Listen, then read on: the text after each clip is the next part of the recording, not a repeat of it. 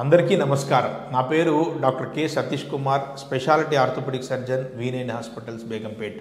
ఎంతోమంది ఇవాళ రేపు నడుము నొప్పితోటి బాధపడుతున్నారు.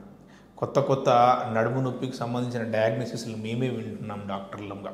వీటన్నింటిని బట్టి పేషెంట్లు చాలా కన్ఫ్యూజ్ అవుతున్నారు నిజంగా చెప్పాలంటే. సో అటువంటి కన్ఫ్యూజన్స్ను మనము సమాజంలోంచి తీసేసేయాలంటే మా వంతు సామాజిక బాధ్యతగా ఇటువంటి పేషెంట్లందరికీ ఫ్రీ కన్సల్టేషన్ ఇస్తున్నాము. చికిత్సా విధానాల మీద 20% వరకు డిస్కౌంట్ అందజేస్తున్నాము. మీరు వచ్చి మీ సందేహాలు నివృత్తి చేసుకొని అంతర్జాతీయ ప్రమాణాలతో కూడిన ఎక్విప్మెంట్తో కూడిన మా దగ్గర ఉన్న చికిత్సా విధానాలని మీరు తీసుకోవాలని మేము విన్నవిస్తూ ఉన్నాం.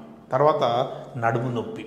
నిజంగా ప్రతి నడుము నొప్పిని అందరూ సయాటికా లాగానో లేకపోతే డిస్క్ ప్రొలాప్స్ లాగానో జాయింట్ ఆర్థ్రోపతి లాగానో ఊహించుకుంటున్నారు. 100కి 90% వచ్చే నడుము నొప్పులు, ఎంగేజ్లో వచ్చే నడుము నొప్పులు వేరే కారణాల వల్ల వస్తాయి. 10% మాత్రమే డిస్క్ ప్రాబ్లమ్స్ వల్ల వస్తాయి. ఇది తెలుసుకోవడము చాలా ఇంపార్టెంట్ విషయం అన్నమాట. ఎందుకంటే నడుము నొప్పికి గల ప్రధానమైన కారణాల్లో ఒకటి ఏమిటంటే ఎబ్నార్మల్ పోస్చర్. మనం కూర్చునే పోస్చర్ సరిగ్గా లేకపోవడం వల్ల కండరాల మీద ఒత్తిడి పడి నొప్పి అనేది వస్తూ ఉంటుంది. తర్వాత ఆ కండరాలలో మోసే కెపాసిటీ కానీ ఇది కానీ లేకపోవడం, ఏమిటంటే స్ట్రెంగ్త్ లేకపోవడం. దానికి కారణం ఒకటి యూరిక్ యాసిడ్ ఎక్కువగా ఉండడము, డయాబెటీస్ ఉండడము, విటమిన్ B12 తక్కువగా ఉండడము, విటమిన్ D తక్కువగా ఉండడము, మెగ్నీషియం లోపం ఉండడము, కాల్షియం లోపం ఉండడము, తర్వాత యూరిక్ యాసిడ్ ఎక్కువగా ఉండడం కూడా ఒక కారణం. సో వీటన్నిటి వల్లనే 100కి 90% మంది బ్యాక్ పెయిన్ తోటి సఫర్ అవుతూ ఉన్నారు. ఒక్కసారి మీరు కానీ వస్తే బ్యాక్ పెయిన్ గల కారణాన్ని, ప్రతి కారణాన్ని విశ్లేషించి, ఎందుకంటే 2 days బ్యాక్ ఒక పేషెంట్ వచ్చాడు, చేసిన ప్రతి టెస్ట్ నార్మల్గా ఉంది. అంటే నేను చేసినవి కాదు, బయట చేయించుకొని వచ్చాడు.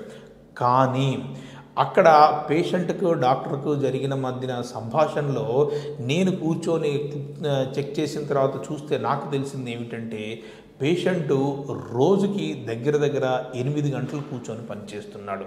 ఎక్కడ సరిగ్గా కూడా లేని, అరమరిక లేని సీట్లో అన్నమాట. పోస్చరల్ బ్యాక్ పెయిన్ అని దాన్నే అంటాం మనం. సో నేను కూర్చొని అతనితోటి డిస్కస్ చేసి సరైన కూర్చునే విధానాన్ని, స్ట్రెచ్ బ్రేక్స్ని ఏర్పాటు చేసిన తర్వాత 2వ రోజుకి అతని బ్యాక్ పెయిన్ నిజంగా తగ్గిపోయింది. ఫోన్ చేసి థ్యాంక్స్ చెప్తే నిజంగా నా సంతోషం కూడా అంతా ఇంత కాదు. ఎందుకంటే ప్రతి బ్యాక్ పెయిన్ పెథలాజికల్ అని చెప్పలేము, కానీ మనము నడుము తట్టుకోలేని పొజిషన్లో పెట్టి పని చేయడం వల్ల ఏమవుతుందంటే బ్యాక్ పెయిన్ వచ్చే అవకాశం ఉంది.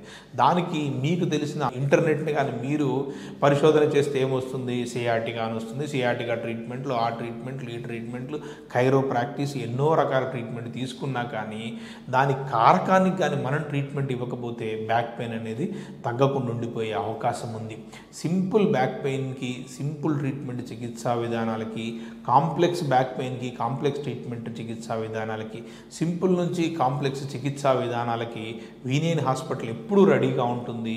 మీకు ఎప్పుడు ఏ రకమైన ఆర్థోపెడిక్ ఇబ్బంది ఉన్నా కానీ మా దగ్గరకు వచ్చి ఫ్రీ కన్సల్టేషన్ తీసుకొని తర్వాత డిస్కౌంటెడ్ ట్రీట్మెంట్స్ తీసుకొని మీరు హ్యాపీగా ఉండాలి, మీ నడుముల్ని హ్యాపీగా ఉంచాలనేది మా ధ్యేయం.